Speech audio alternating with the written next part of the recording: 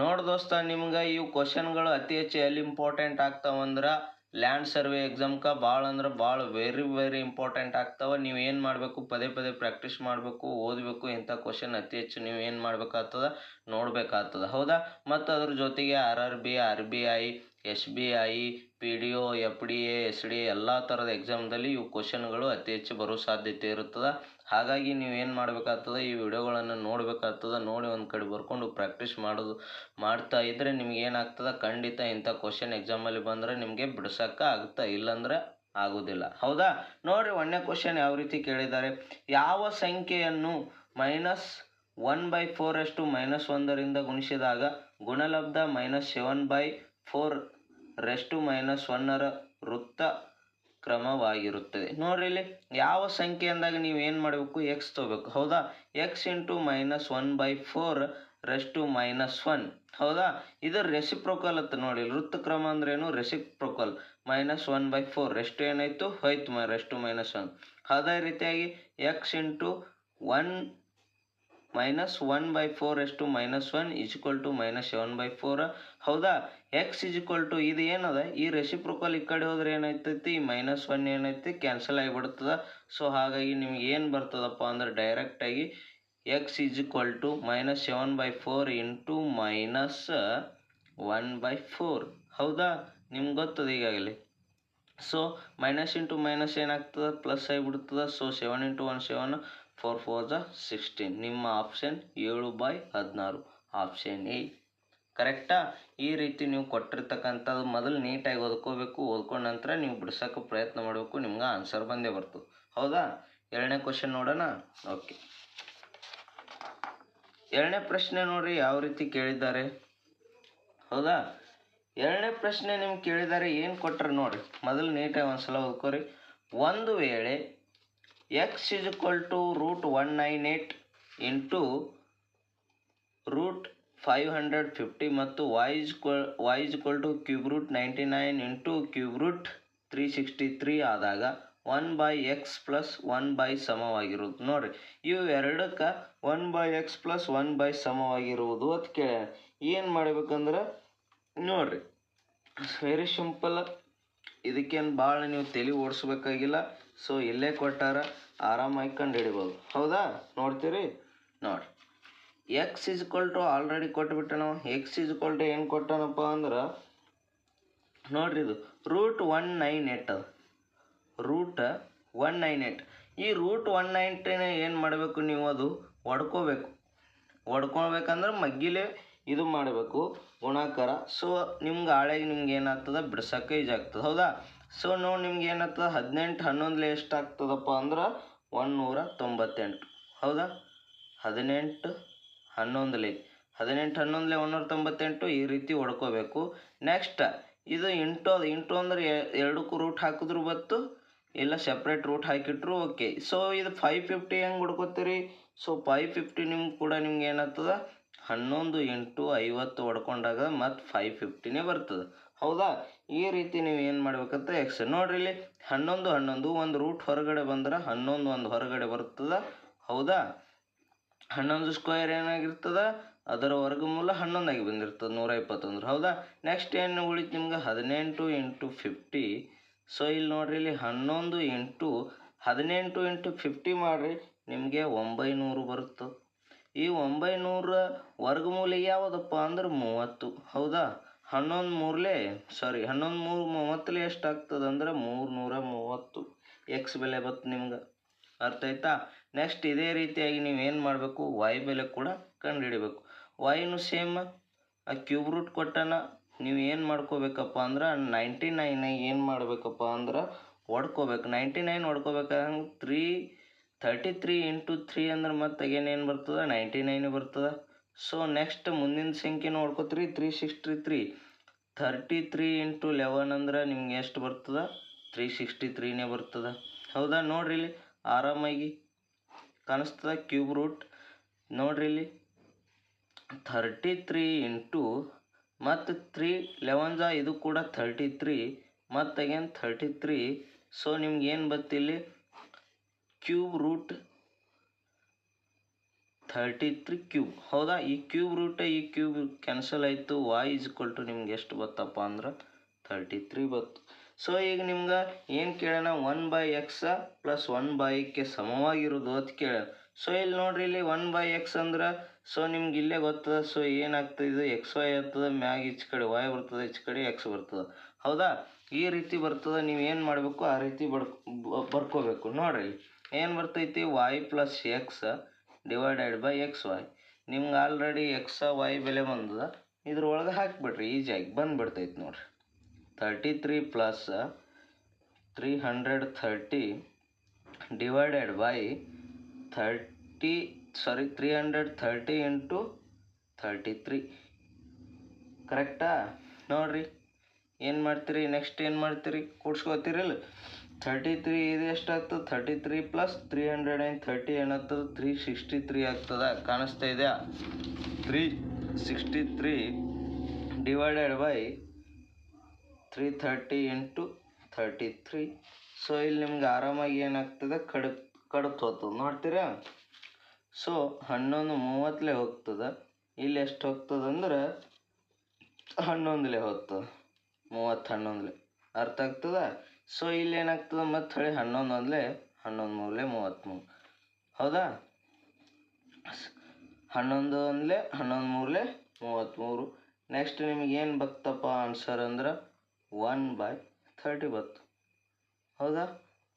1/30 ಅಂದರೆ ಎಷ್ಟು ಬತ್ತು, 0.033. ನಿಮ್ಮ ಆನ್ಸರ್ ಇದು ಎಲ್ಲೈತೆ ನೋಡ್ರಿ, ಇದು ನಿಮ್ಮ ಆನ್ಸರ 0.03. Option 3 is right answer. ಈ ರೀತಿ ನೀವು ಏನು ಮಾಡಬೇಕಾಗ್ತದಪ್ಪ ಅಂದ್ರೆ ಬಿಡಿಸ್ಕೋಬೇಕಾಗ್ತದೆ. ಹೌದಾ? ಮೂರನೇ ಲೆಕ್ಕ ನೋಡೋಣ. Right, very easy. ಏನು ಮಾಡಬೇಕು, ಮ್ಯಾಥ್ಸ್ ಅತಿ ಹೆಚ್ಚು ಪ್ರಾಕ್ಟೀಸ್ ಮಾಡಬೇಕು. ಪ್ರಾಕ್ಟೀಸ್ ಮಾಡಿದಾಗ ಏನಾಗ್ತದಪ್ಪ ಅಂದ್ರೆ ನಿಮ್ಗೆ ಆನ್ಸರ ಬಂದೇ ಬರ್ತಾವೆ. ಹೌದಾ? ನೋಡಿರಿ, ಮೂರನೇ ಪ್ರಶ್ನೆ ಯಾವ ರೀತಿ ಕೇಳೋಣ. 17 8 11 13 9 14 10 11 16 23 15 7 ಈ ಕೆಳಗಿನ ದತ್ತಾಂಶಗಳ ರೂಢಿ ಬೆಲೆ, ಮಧ್ಯಾಂಕ, ವ್ಯಾಪ್ತಿಗಳ ಸರಾಸರಿ ಎಷ್ಟು ಅಂತ ಕೇಳೋಣ. ಬಟ್ ನಿಮಗೆ ಇಲ್ಲಿ ರೂಢಿ ಬೆಲೆ ಮೊದಲು ಫೈಂಡ್ ಔಟ್ ಮಾಡಬೇಕು, ಮಧ್ಯಾಂಕ ಮೊದಲು ಫೈಂಡ್ ಔಟ್ ಮಾಡಬೇಕು, ವ್ಯಾಪ್ತಿಗೆ ಫೈಂಡ್ ಔಟ್ ಮಾಡಬೇಕು. ಆಮ್ಯಾಗ ಈ ಮೂರಕ್ಕರದ್ದು ಏನು ಮಾಡಬೇಕಾಗ್ತದೆ, ನೀವು ಸರಾಸರಿ ತಗೋಬೇಕಾಗ್ತದೆ. ನೋಡ್ರಿ, ಈ ಕೊಟ್ಟಿರ್ತಕ್ಕಂಥ ಸಂಖ್ಯೆಗಳನ್ನು ನೀವು ಮೊದಲು ಏನು ಮಾಡಬೇಕಪ್ಪ ಅಂದ್ರೆ ಏರಿಕೆ ಕ್ರಮಗಳಲ್ಲಿ ಬರ್ಕೋಬೇಕೆಲ್ಲ. ಹೌದಾ? ಏರಿಕೆ ಕ್ರಮದಲ್ಲಿ ಬರ್ಕೊಂಡಾಗ ಮಾತ್ರ ನಿಮ್ಗೆ ಆನ್ಸರ ಮಾಡೋಕ್ಕೆ ಈಜಿ ಆಗ್ತದೆ. ನೋಡಿರಿ ಏನು ಕೊಟ್ರೆ, ಫಸ್ಟ್ ಯಾವುದು, ಫಸ್ಟ್ 7 ಇಲ್ಲ, ಎಲ್ಲಕ್ಕಿಂತ ಸಣ್ಣದಿಲ್ಲ, ಏರಿಕೆ ಕ್ರಮದಾಗ ಬರ್ಕೋಬೇಕು ನೀವು. 7 8 9 10 11 2 11 ಅವ ನೋಡ್ರಿ, ಇನ್ನೊಂದು 11, ನೆಕ್ಸ್ಟ್ 13 ಕಾಣಿಸ್ತಾ ಇದೆ, 14 15 16 17, ನೆಕ್ಸ್ಟ್ ಏನದ 23. ನೋಡ್ರಿ 1 2 3 4 5 6 7 8 9 12 13 14. 1 2 3 4 5 6 7 18 19 21 22 23 14 ಅದು ಸಾರಿ ರಾಂಗ್ ಐತಲ್ಲ. ಇರಲಿ ಹೆಂಗೆ ನೋಡ್ರಿ, 1 2 3 4 5 6 7 8 9 10 11 12. 1 2 3 4 5 6 7 8 9 10 11 12 ಎಲ್ಲ 12 12 ಓಕೆ ಕರೆಕ್ಟ್ ಇದೆ. ನೋಡಿ, ಈ ಥರ ನೀವು ಏರಿಕೆ ಕ್ರಮದಲ್ಲಿ ಬರ್ಕೋಬೇಕು. ಬಟ್ ಅವ ಏನು ಕೇಳ್ಯಾನ, ರೂಢಿ ಬೆಲೆ. ರೂಢಿ ಬೆಲೆ ಅಂದ್ರೆ ಏನು, ರೂಢಿ ಬೆಲೆ ಮೋಡ, ನಿಮ್ಗೆ ನೆನಪು ಮೋಡ. ರೂಢಿ ಬೆಲೆ ಅಂದ್ರೆ ಏನೈತೆ ನಾವು ಇಂಗ್ಲೀಷ್ದೊಳಗೆ ಮೋಡ ಅಂದ್ರೆ ಎರಡೆರಡು ಯಾವ ಅತಿ ಹೆಚ್ಚು ಬಾರಿ ಹೊಳ್ಳಿ ರಿಪೀಟ್ ಆಗ್ಯಾವ ಅದಕ್ಕೆ ರೂಢಿ ಬೆಲೆ. ಎಷ್ಟಾಗಿದೆ, 11 ಮಾತ್ರ ರಿಪೀಟ್ ಬೆಲೆ, 2 ಸಲ ಆಗ್ಯಾವ. ಅರ್ಥ ಆಗ್ತದ? ಅದೇ ರೀತಿಯಾಗಿ ಮಧ್ಯಾಂಕ, ಮಧ್ಯಾಂಕ ಅಂದ್ರೆ ಏನು, ಮಿಡಲ್ ಇರ್ತಕ್ಕಂಥದ್ದು. ಮಧ್ಯಾಂಕ ನಿಮಗೆ ಏನದಪ್ಪ ಅಂದ್ರೆ 2 ಅದಾವ, 12 ಇಲ್ಲ. ಸೊ ನೋಡ್ರಿ, ಇಲ್ಲಿ ಈ 11 13 ನಿಮ್ಗೆ ಏನಾಗ್ತದೆ, ಮಿಡಲ್. ಈಚೆ ಕಡೆನೂ ಅಷ್ಟೇ ಇರ್ತಾವೆ, 1 2 3 4 5, ಈಚೆ ಕಡೆ 1 2 3 4 5. ಸೊ ನಿಮ್ಗೇನು ಆಗ್ತದೆ, ಮಧ್ಯ ಬರ್ತದೆ. ಸೊ ಮಧ್ಯಾಂಕದ ನೀವೇನು ಮಾಡಬೇಕಾಗ್ತದೆ, ಸರಾಸರಿ 11 13 ಎಷ್ಟಾಗ್ತದೆ, 24 / 2. ಇದ್ರ ಸರಾಸರಿ ತಗೊಂಡಾಗ, ಮಧ್ಯಾಂಕದ ಸರಾಸರಿ ತಗೊಂಡಾಗ 12 ಬತ್ತು. ಅರ್ಥ ಆಗ್ತದ? ಅದೇ ರೀತಿಯಾಗಿ ವ್ಯಾಪ್ತಿ ನಾವು ಇದಕ್ಕೆ ಇಂಗ್ಲೀಷ್ದಾಗ ಏನಂತೇವಪ್ಪ ಅಂದ್ರೆ ರೇಂಜ್ ತಗೋಬೇಕಂದ್ರೆ ದೊಡ್ಡ ಸಂಖ್ಯೆ ಒಳಗೆ ಸಣ್ಣ ಸಂಖ್ಯೆ ಮೈನಸ್ ಮಾಡ್ಬೇಕು. ನೋಡಿರಿ, 23 - 7 ಈಸ್ ಈಕ್ವಲ್ ಟು 14. ಈಗ ನಿಮ್ಗೆ ಏನು ಮಾಡೋದು, 3 ಸಿಕ್ಕೋಪ್ಪ. ಇವು 3 ಏನು ಮಾಡಬೇಕು, ನೀವು ಸರಾಸರಿ ತಗೋಬೇಕು. ಹೌದಾ? ನೋಡ್ರಿ, ಸರಾಸರಿ ಹೆಂಗೆ ತಗೋತೀರಿ? ಸರಾಸರಿ ಈಸ್ ಈಕ್ವಲ್ ಟು ಏನಾಗ್ತದೆ, 11 ಕಾಣಿಸ್ತಾ ಇದೆಯಾ? 11 ಪ್ಲಸ್ 12 ಪ್ಲಸ್ 16 ಡಿವೈಡೆಡ್ ಬೈ 3 ಇಲ್ಲ 3. ಸೊ ನಿಮ್ಗೆ ಏನಾಗ್ತೈತೆ ಆನ್ಸರ್ ನೋಡ್ರಿ ಇಲ್ಲಿ, 39 divided by 3 is equal to 13. Option A ಕಾಣಿಸ್ತಾ ಇದೆಯಾ? ಈ ರೀತಿ ನೀವೇನು ಮಾಡ್ಬೇಕಾಗ್ತದೆ, ಮ್ಯಾಥ್ಸನ್ನು ಬಿಡಿಸ್ಬೇಕಾಗ್ತದೆ. ಎಷ್ಟು ಪ್ರಾಕ್ಟೀಸ್ ಮಾಡ್ತೀರಿ ಅಷ್ಟು ಈಜಿ ಆಗ್ತದೆ, ಇಲ್ಲಾಂದ್ರೆ ಆಗಲ್ಲ. ಹೌದಾ? ನೋಡಿರಿ, ನೆಕ್ಸ್ಟ್ ಪ್ರಶ್ನೆ ನೋಡಿರಿ, ಎಷ್ಟು ಈಜಿಯಾಗಿ ಕೇಳೇನಿದು. ಇದು ಪ್ರಶ್ನೆ, ಇದು ಕೂಡ ಟಫ್ ಅನ್ನಿಸ್ಬೋದು, ಬಟ್ ಈಜಿ ಅದ, ಅಂಥ ಪರಿ ಏನು ಟಫ್ ಇಲ್ಲ, ಹೇಳ್ಕೊಡ್ತೀನಿ. ಹೌದಾ? ಯಾಕಂದ್ರೆ ನಿಮ್ಗೆ ಇದು ಲ್ಯಾಂಡ್ ಸರ್ವೆ ಎಕ್ಸಾಮ್ಗೆ ಭಾಳ ಇಂಪಾರ್ಟೆಂಟ್ ಆಗ್ತದೆ, ಓದಲೇಬೇಕು. ಪ್ರತಿಯೊಂದು ಕ್ವಶನ್ ಮಿಸ್ ಮಾಡೋಂಗಿಲ್ಲ, ಯಾವ ರೀತಿ ಕೇಳ್ತಾರೆ ಅನ್ನೋದು ನಿಮ್ಗೆ ನೆನಪಿರ್ಬೇಕು. ಹೌದಾ? ನೋಡಿರಿ, ಇಲ್ಲಿ ಏನು ಕೇಳ್ಯಾನ ನೋಡಿರಿ, ABCD ಯು ವಜ್ರಾಕೃತಿಯಾಗಿದ್ದು ಕೋನ್ ADB 25 ಡಿಗ್ರಿ ಆದರೆ 2 ಕೋನ್ BAD ಮೈನಸ್ ಕೋನ್ ABCU ಎದಕ್ಕೆ ಸಮವಾಗಿರ್ತದೆ ಅನ್ನಂಗೆ. ಇಲ್ಲಿ ಇದ್ರ ವ್ಯಾಲ್ಯೂ ಎಷ್ಟು ಬರ್ತದೆ ಅನ್ನಂಗೆ. ಸೊ ABCD ಯು ಒಂದು ವಜ್ರಾಕೃತಿ ಆಗಿತ್ತು. ನೋಡ್ರಿ, ವಜ್ರಾಕೃತಿ ನಿಮ್ಗೆ ಹೆಂಗಿರ್ತದೆ ನೋಡ್ರಿ, ವಜ್ರಾಕೃತಿ. ಹೌದಾ? ಈ ರೀತಿ ನಿಮ್ಮದು ವಜ್ರಾಕೃತಿ ಇರ್ತದೆ, ಬಟ್ ಅವ ಆಲ್ರೆಡಿ ಕೊಟ್ಬಿಟ್ಟಾನ. ಸೊ ವಜ್ರಾಕೃತಿ ಇದು ಎ ಅಂತ ತೋರಿ, ABCD. ABCD ಒಂದು ವಜ್ರಾಕೃತಿ, ಅರ್ಥ ಆಗ್ತದ. ಬಟ್ ಕೋನ್ ADB ಅಂದ್ರೆ ಇಲ್ಲಿ ಒಂದು ಲೈನ್ ಬರಬೇಕಿಲ್ಲ, ಆವಾಗ ಕೋನ್ ADB ಅಂದ್ರೆ ಡಿ ಕೋನ್ ಎಷ್ಟದ, 25 ಡಿಗ್ರಿ ಅದಂತ ಅವನೇ ಕೊಟ್ಬಿಟ್ಟಾನ. ಹೌದಾ? ಅದೇ ರೀತಿಯಾಗಿ ನೆಕ್ಸ್ಟ್ ನೋಡ್ರಿ, ವಜ್ರಾಕೃತಿ ಅಂದ್ರೆ ಈ ರೀತಿ ಇರ್ತದ. ಹೌದಾ? ಇಲ್ಲಿ ಕೋನ್ 25 ಡಿಗ್ರಿ ಅಂದ್ರೆ ಈ ವಜ್ರಾಕೃತಿದಾಗೂ ಕೋನ್ ಎಷ್ಟಾಯ್ತದ, 25 ಡಿಗ್ರಿ. ಈ ತ್ರಿಭುಜಗಳ ಮತ್ತು ಇಲ್ಲಿ ಲಂಬ ಕಾಣಿಸ್ಲತ್ತದ, ಲಂಬ ಅಂದ್ರೆ ಎಷ್ಟು, 90 ಡಿಗ್ರಿ ಇರಬೇಕು. ಹೌದಾ? ಈ ಕೋನ ತ್ರಿಭುಜಗಳ ಒಳಮೊತ್ತ ಎಷ್ಟು ಇರ್ತದಪ್ಪ, ತ್ರಿಭುಜದ ಕೋನಗಳ ಒಳಮೊತ್ತ ಅಂದ್ರೆ 180 ಡಿಗ್ರಿ. ಈಗ 25 ಡಿಗ್ರಿ ಅದ, 90 ಡಿಗ್ರಿ ಅದ, ಇನ್ನು ರಿಮೈನಿಂಗ್ ಎಷ್ಟು ಉಳಿತದ, 65 ಡಿಗ್ರಿ. ಹೌದಾ? ಸೊ ಸೇಮ್ ಇದು ಕೂಡ 65 ಡಿಗ್ರಿ ಇರ್ತದೆ. ಇದು ಎಷ್ಟಿರ್ತದೆ, ಇದು 25 ಡಿಗ್ರಿ. ಇದು ಕೂಡ ಸೇಮ್ 25 ಡಿಗ್ರಿ. ಇವು ಎಷ್ಟಿರ್ತಾವೆ ಅಂದ್ರೆ 65. ಹೌದಾ? ಕಾಣಿಸ್ತಾ ಇದೆಯಾ? ನೋಡಿರಿ, ಈ ರೀತಿ ನಿಮ್ಗೆ ಒಂದು ವಜ್ರಾಕೃತಿಯಾಗಿದೆ ABCD. ಇದು ನಾವು ಫೈಂಡ್ ಔಟ್ ಮಾಡ್ಬೇಕು. ನೋಡಿರಿ, ಇಲ್ಲಿ ಆಲ್ರೆಡಿ ಏನು ಕಂಡು ಹಿಡಿಬೇಕು ಅನ್ನೋದು ಅವನೇ ಕೊಟ್ಟಾನ.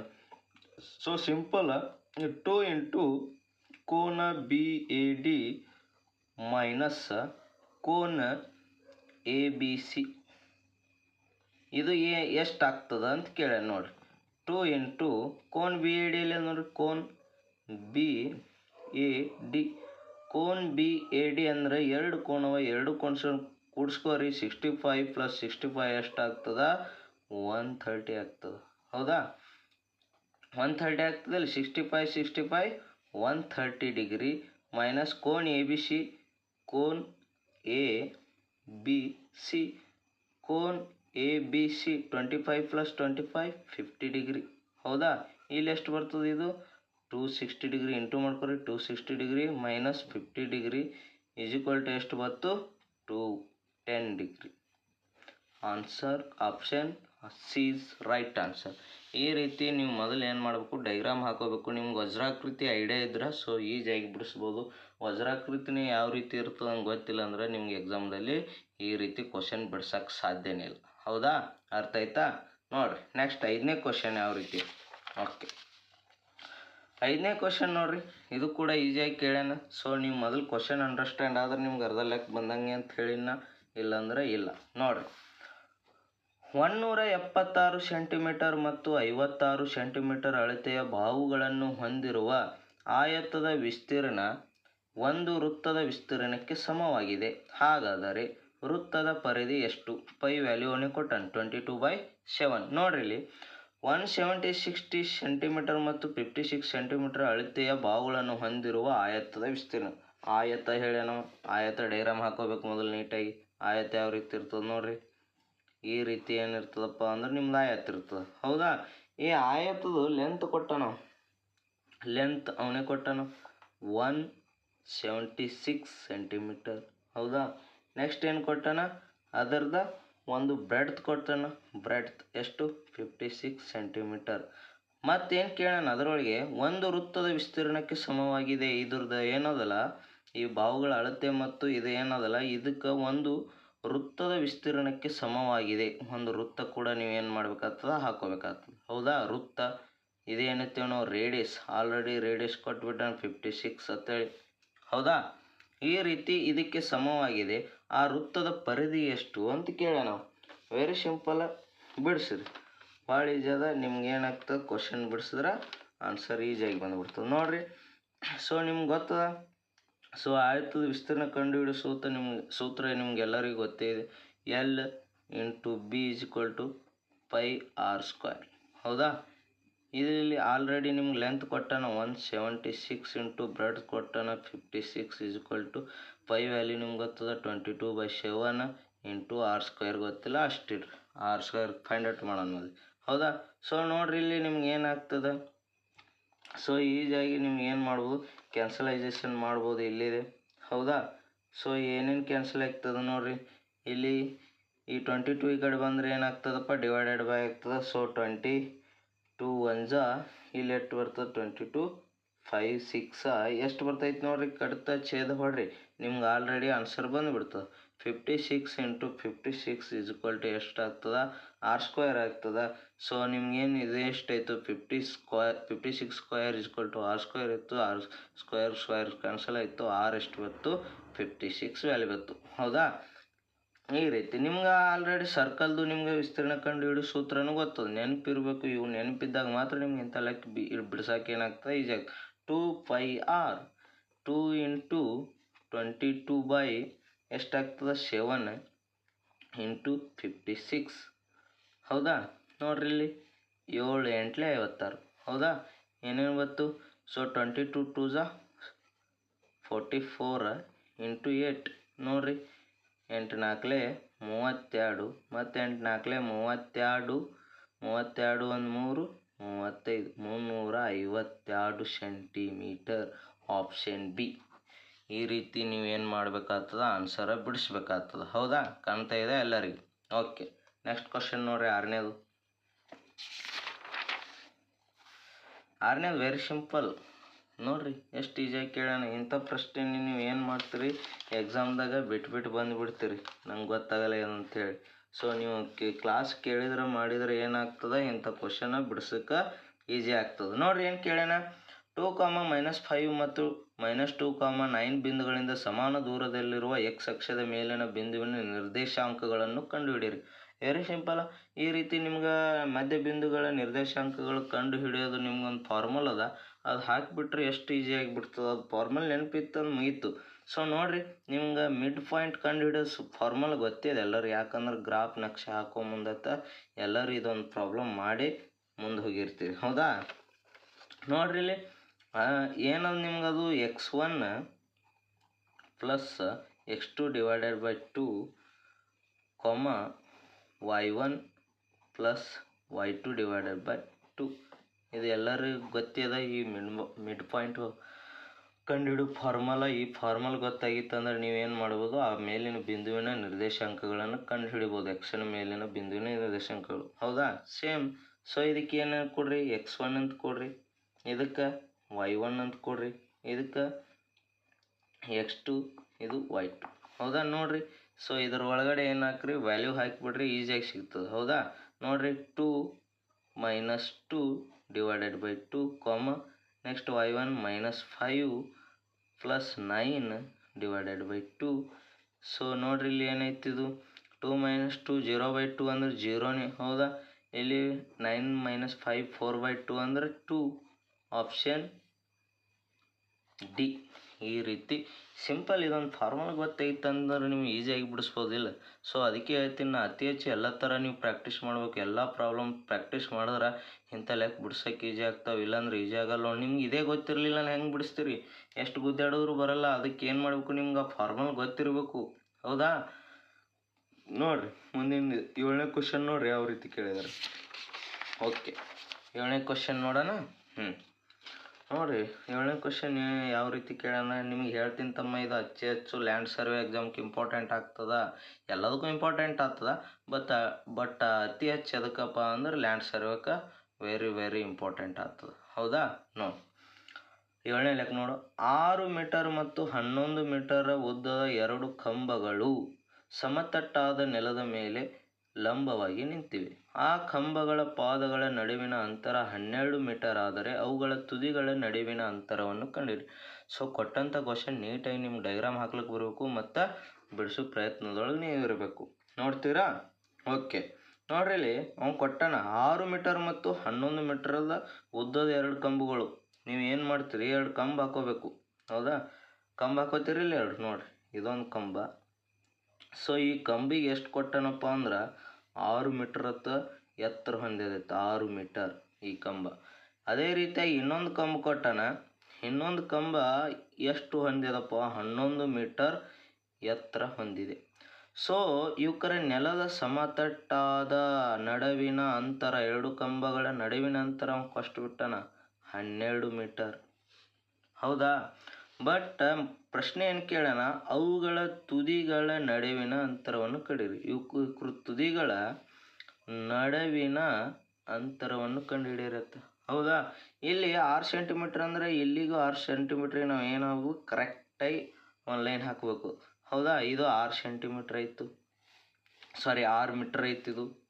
ನೋಡಿರಿ, ಇಲ್ಲಿಂದ ಇಲ್ಲಿಗೆ 11 ಅಂದ್ರೆ 11 6 ತೆಗೆದ್ರೆ ಇದು ಎಷ್ಟು ಉಳಿತಿದು? 5 ಮೀಟ್ರ್. ಬಟ್ ನಾವು ಇವಕ್ಕೆ ಹೆಸರು ಕೊಡೋಣ ಎ ಬಿ ಸಿ. ಬಟ್ ಇಲ್ಲಿ ಇದು 12 ಮೀಟ್ರ್ ಅಂದರೆ ಇದು ಕೂಡ ಅಷ್ಟೇ ಇರ್ತದೆ, ಇಲ್ಲಿ 12 ಮೀಟ್ರೇ. ಸೊ ಇಲ್ಲಿ very important, very easy. Pythagoras ಪ್ರಮೇಯ ನೀವು ಯೂಸ್ ಮಾಡಿಬಿಡೋದು, ಡೈರೆಕ್ಟಾಗಿ ನಿಮ್ಗೆ ಆನ್ಸರ್ ಮಾಡೋದು. ಪೈಥಾಗೋರಸ್ ಪ್ರಮೇಯ ನಿಮ್ಗೆ ಏನದು, a c square equal to a b square plus b c square. ಹೌದಾ? ಸೊ ವ್ಯಾಲ್ಯೂ ಅದಾವ, ಎಲ್ಲ ವ್ಯಾಲ್ಯೂ ಅದಾವ ನಿಮ್ಗೆ. ನೋಡಿ ಇಲ್ಲಿ ಎ ಬಿ ಸ್ಕ್ವೇರ್ ಎಷ್ಟದ? 12 ಸ್ಕ್ವೇರ್. 12 ಸ್ಕ್ವೇರ್ ಎಷ್ಟಂದ್ರೆ ಎಷ್ಟು? 144 plus b c square 5 square ಎಷ್ಟು? 25. ಸೊ ಎಷ್ಟಾಯಿತು? 169 ಆಯಿತು. ಎ ಸಿ ಸ್ಕ್ವೇರ್ 169 ಅಂದ್ರೆ ಎ ಸಿ ಈಕ್ವಲ್ ಟು 169 ವರ್ಗಮೂಲ ಎಷ್ಟು ಬರ್ತದೆ? 13. ಹೌದಾ? ಈ ರೀತಿ ಆಪ್ಷನ್ ಬಿ, ಈ ರೀತಿ ನೀವು ಡೈಗ್ರಾಮ್ ಹಾಕ್ಕೊಂಡು ಬಿಡಿಸಿದ್ದೆ ಆದರೆ ನಿಮ್ಮ ಆನ್ಸರ್ ಕರೆಕ್ಟ್ ಆಗ್ತದೆ. ಹೌದಾ? ಓಕೆ, 8ನೇ ಲೆಕ್ಕ ನೋಡೋಣ. ಸರಿ, 8ನೇ ಲೆಕ್ಕ ನೋಡ್ರಿ. 8ನೇ ಲೆಕ್ಕ ಎಷ್ಟು ಈಸಿಯಾಗಿ ಕೊಟ್ಟಾನ. 6 ಜನರು ಒಂದು ಕೆಲಸವನ್ನು 42 ದಿನಗಳಲ್ಲಿ ಮುಗಿಸುತ್ತಾರೆ. ಅದೇ ಕೆಲಸವನ್ನು 9 ಜನರು ಎಷ್ಟು ದಿನಗಳಲ್ಲಿ ಮುಗಿಸುತ್ತಾರೆ? Very simple. ಈ ರೀತಿ ಕೊಟ್ಟಾಗ ನೀವು ಏನು ಮಾಡ್ಕೋಬೇಕಂದ್ರೆ